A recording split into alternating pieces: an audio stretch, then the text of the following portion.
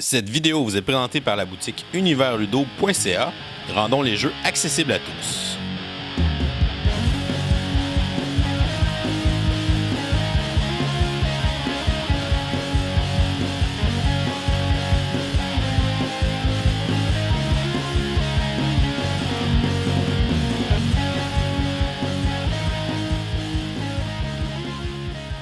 Voilà, t'as plus en avant. Et... Non. X en arrière. X. T'aimes ça, là? J'enseigne puis je fais jamais ça en plus. C'est vrai, mon gars. Ouais, carré.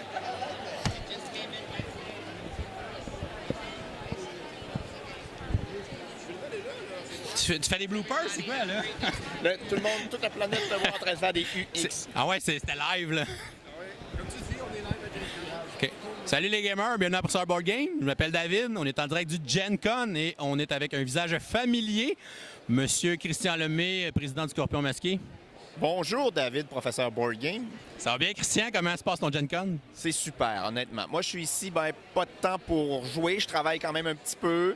Et puis, à Gen Con, nous autres, beaucoup, c'est l'occasion de rencontrer nos distributeurs. Donc, il y a distributeurs polonais, allemands, espagnols, italiens, anglais, même beaucoup en Asie qu'on est en train de développer ce marché-là.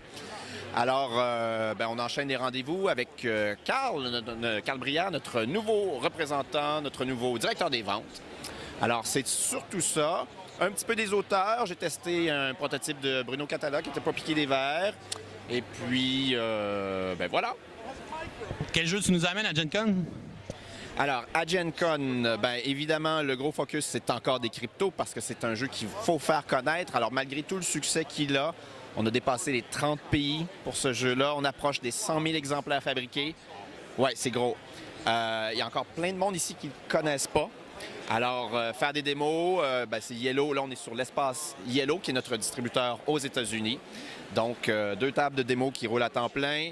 On est sold out depuis 1 heure, je crois, environ. Alors, c'est vraiment extraordinaire. Mais le gros focus, ça demeure des cryptos. Nous, évidemment, ce qu'on présente à nos distributeurs qui tiennent déjà des cryptos, c'est ce qui s'en vient. Donc, on leur montre le fameux Zombie Kids Evolution, qui sera Un jeu Legacy pour enfants?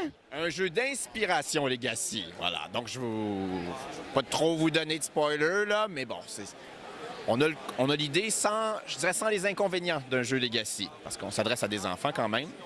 Donc, on leur présente ça. Et on leur présente aussi un truc qui va sortir très bientôt en français. Alors, au Québec comme en France, c'est pas faux, Patate et Ninja. C'est original comme titre? Peux-tu nous dire c'est quoi comme style de jeu? Donc, est-ce que tu connais C'est pas faux? Non? C'est pas faux, c'est un jeu de Bruno Catala et Ludovic Maublanc, sorti en 2012, et c'est sûr que dans le milieu geek et gamer, moi je fais du jeu d'ambiance, c'est moins ce dont on parle. Mais c'est un jeu qui, depuis 6 ans, se vend très très bien. On doit en écouler encore, ma foi, 5-6 000 par année, ce qui est très très bon, très stable.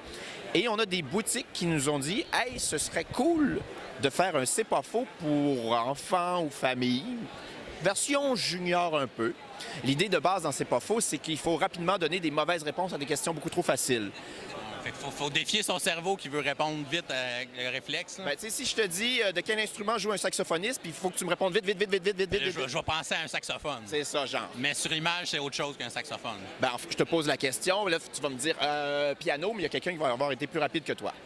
Alors, de ce principe-là, on a fait une version pour la famille, comme je dis. Alors, c'est pas faux, Patate et Ninja, au lieu d'interroger ta culture générale, et là, je mets de gros guillemets sur culture générale, c'est un jeu qui se joue à partir de 6-7 ans. Et on va interroger à la place, je ne sais pas si la caméra peut voir, mais des illustrations toutes mignonnes. Je vais aller montrer ça.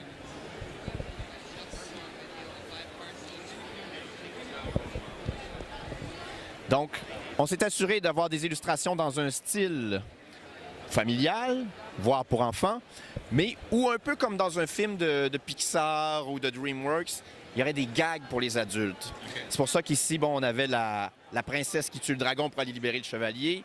On a des licornes, mais avec des cochons licornes, des chiens licornes, des oiseaux licornes. Okay. Et ici, on a une gang de hippies qui ont l'air d'avoir consommé d'avoir consommé. Et donc, C'est qu'autant les adultes que les enfants vont trouver leur compte. c'est ça. Et puis, ben, c'est le même principe. On pose des questions qui sont très faciles. Et là, c'est bête, j'ai pas le dé, mais bon. Chaque fois qu'on pose une question, on lance un dé. 3 faces sur le dé nous disent de donner une bonne réponse. Et 3 faces sur le dé, nous disent de donner une mauvaise réponse. Encore une fois, plus vite que les autres. Comme la réponse est très facile à trouver, ben, c'est difficile d'être rapide et de donner la mauvaise réponse. Et les enfants trippent, mais vraiment beaucoup, à gagner un jeu en donnant des mauvaises réponses. C'est quasiment de tricher pour eux autres. Un peu comme le petit jeu de défausse qui s'appelle Mytho chez Gigamic ou Drive Maguire. C'est un jeu où il faut que tu arrives à poser tes cartes, mais tu as droit, si les autres s'en rendent pas compte, de tricher. Et ça, pour le jeune, c'est un kick. Très intéressant. Et il y a eu beaucoup de changements chez Scorpion Masqué cette année, avec vos nouveaux bureaux notamment, qui sont plus loin que ton sous-sol. Ah oui, donc je peux plus aller travailler en bas. Alors, Scorpion Masqué, on a 2 nouveaux employés qui sont arrivés à temps plein, ce qui fait que maintenant on est 5 dans l'équipe pour faire que de l'édition, ce qui est quand même pas trop mal, c'est une belle taille. Effectivement, les sous-sols ne sont plus dans les bureaux que tu as visités quand tu es venu. C'est plutôt sur la rue Fleury dans Antique. On a un super bel espace qu'on loue avec les gens de Triton Noir. V-Commando. V-Commando, exactement. Et puis, c'est des gens très, très, très charmants. On se donne un coup de main sur des trucs. C'est vraiment le fun. On va avoir un changement de distributeur en France dans les prochaines semaines. Donc, il y a ça à gérer. Donc, toute une croissance. Le succès de Décrypto, j'en parlais, près de 100 000 exemplaires fabriqués, 31, 32 pays. Ça, au niveau de la logistique, on n'avait pas anticipé.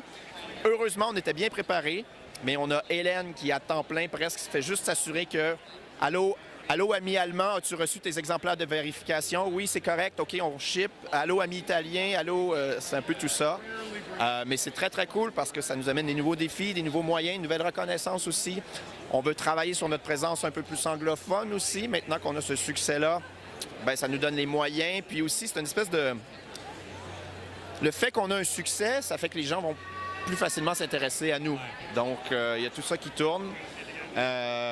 Beaucoup de changements au Scorpion Masqué cette année. Récemment, au Mondial des Jeux, j'ai eu la chance de faire une entrevue avec Thomas, justement, l'auteur de Décrypto. Et il m'a un peu raconté l'histoire de la création de son jeu, où il avait pris ses idées, tout ça. Et il m'a dit que la première fois qu'il est allé te le présenter, tu avais refusé son jeu de l'éditer. Et j'ai demandé comme question en entrevue, qu'est-ce qu'il avait fait pour te convaincre, pour te faire changer d'idée? Et il n'avait pas la réponse. Est-ce que tu pourrais juste nous en parler ou nous dire qu'est-ce qui t'a convaincu finalement? Il la connaît très bien, la réponse. Il était trop humble ou trop gêné pour la dire? Non, il m'a menti. Ah! Le petit maudit. Parce que la première fois qu'il me l'a proposé, c'était par courriel. Il m'a pitché, il m'a envoyé les règles. Décrypto a un problème qu'on connaît tous. C'est un jeu très simple à jouer, mais difficile à pitcher. Oui, effectivement. Difficile à résumer. Et donc, moi, je lis, je me fais une idée de ce que ça peut être sans avoir précisément, exactement le gameplay tout intégré. Et puis, là, écoute, là, Codename battait son plein. Je dis, c'est trop proche, je me sens pas, blabla. Bon, mais c'est difficile à comprendre. Je le refuse. Et quelques semaines plus tard, il me dit, ah oui, je l'ai retesté, j'ai eu des nouveaux commentaires, nouveau changer de titre. Mais au final, c'était plus une relance qu'autre chose. Ouais. Mais il m'a quand même fait voir les différences avec Codename, tout ça. Et là, je lui ai dit, ben écoute, allez, passe au bureau demain après-midi. Et puis, on a testé, on a retesté. Et il y avait, ce jour-là, il y avait Chantal qui travaille pour ILO 307, mon distributeur au Québec. Et là, on se regardait dans les yeux. C'était le petit regard des fois. Il se passe quelque chose, là, hein? Oui. Et donc, c'est comme ça qu'il m'a relancé. De toute façon, je pense qu'avec le succès du jeu, je pense que tu ne regrettes pas ta décision aujourd'hui. Pas du tout. Puis c'est vraiment le fun parce que c'est un projet qu'on a fait nôtre aussi, qu'on s'est approprié, puis je pense que le plus humblement du monde, je suis très heureux du travail qu'on a fait éditorialement parce qu'au début, Thomas est arrivé avec des mots écran noir sur des cartes blanches, c'était tout. Ouais. Et puis, on a réfléchi avec Manuel, notre directeur créatif, comment est-ce qu'on pourrait présenter ça pour que ce soit intéressant aux gamers. Parce que, on le sait, nous, si on veut... Codename n'est pas arrivé dans le grand public d'un coup, directement. Codename est arrivé dans le grand public par les gamers. À cause de l'auteur. Exactement. Vlaada Chvátil est une vedette chez les gamers, comme pour Through the Ages, Space Alert. Des gros jeux Des aussi. gros jeux, c'est ça. Et puis là, il arrive avec ce jeu de party, mais comme c'est un jeu de Vlada, OK, c'est correct, je vais y jouer. Ils se rendent compte que c'est super.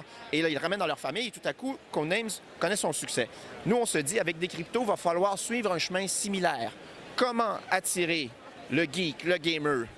Ben nous, on s'est dit, très, très longue réflexion, mais cette idée de vieille machine un peu rétro, bon, le rétro gaming, c'est à la mode. Nostalgie derrière ça. Oui, c'est ça, mais ça marchait en même temps avec, bon, on était parti de la machine Enigma, les Allemands, les trucs, puis la vieille science-fiction, donc moi j'appelle ça de la rétro-science-fiction, donc du rétrofuturisme, c'est-à-dire un futur imaginé, mais dans le passé. Okay. Alors, 2001, l'Odyssée de l'espace, on était dans Back to the Future aussi, ces choses-là. Alors, c'est ce qui nous a inspiré, puis je suis vraiment heureux de ce qu'on a pu faire, c'est-à-dire un truc que les gens reconnaissent, mais qui est à la fois original. Et puis, vous ne devez pas aussi avoir l'opportunité de travailler souvent avec un auteur québécois? Bien, je reçois des propositions. Et évidemment, moi, j'aime beaucoup proposer, faire connaître plutôt des auteurs québécois, mais je ne vais pas signer un jeu seulement parce qu'il est québécois. De la même façon que je ne vais pas signer un jeu seulement parce qu'il est de Bruno Catala ou de Rainer Knizia. Je leur refuse des jeux d'auteurs assez connus régulièrement. Mais qu'est-ce qui s'en vient, à part Zombie Kids, qu'est-ce qui s'en vient dans le futur, dans les prochaines années pour le Scorpion? 2019, on aura au troisième trimestre probablement une extension de Décrypto. Que le gameplay a l'air assez solide, on est heureux. Et ce sera une toute petite boîte et qui intègre des éléments que les gens aiment beaucoup en jouant au jeu, puis qui ne faisaient pas partie du gameplay, puis là qu'on intègre dans le jeu. Okay.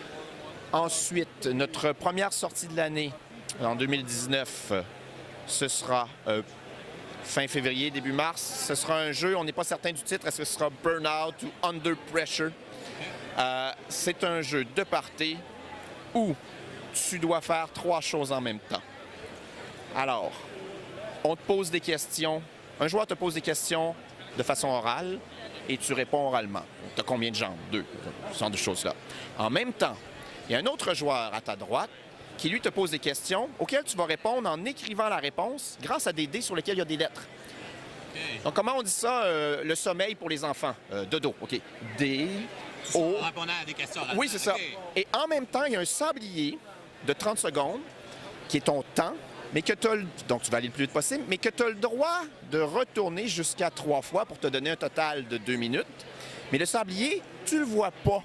Fait que dans ta tête, tu comptes les secondes pour aller le plus loin possible sur le sablier, puis là, lui dire « retourne le sablier », en même temps que tu réponds à des questions à droite. Et là, c'est malade, c'est une expérience, parce que c'est tellement intense, puis en même temps, quand tu regardes quelqu'un pédaler comme ça, c'est à se rouler la tête. Hilarant. Vraiment. Je l'ai testé à Drummondville l'an dernier, il y a un salon professionnel de la Quiche au Québec, et puis, j'étais en présence de gamers, et ces gens-là me disaient « bon, je sors mon petit proto, j'aurais un truc à vous montrer. » Bon, Christian, c'est quoi encore tes affaires? Ouais, c'est ça, on va se fouiller dans le nez, bon, on va se crier après. Et finalement, c'est ces joueurs-là qui me disent « ah non, vraiment, c'est cool. » Ouais. Donc, on a ça. On a un jeu d'une licence québécoise. Je fais un jeu de licence l'année prochaine. Je vous dis pas laquelle encore. Et puis, on a un jeu dans la gamme Petit Monstre d'Antoine Boza et Corentin Lebras. Super, une année occupée pour vous qui s'en vient? Trop occupé. Hey Christian, merci beaucoup de ton temps et je te souhaite un bon Gen Con. Bien, merci, bon retour à la maison et puis on se revoit à Montréal.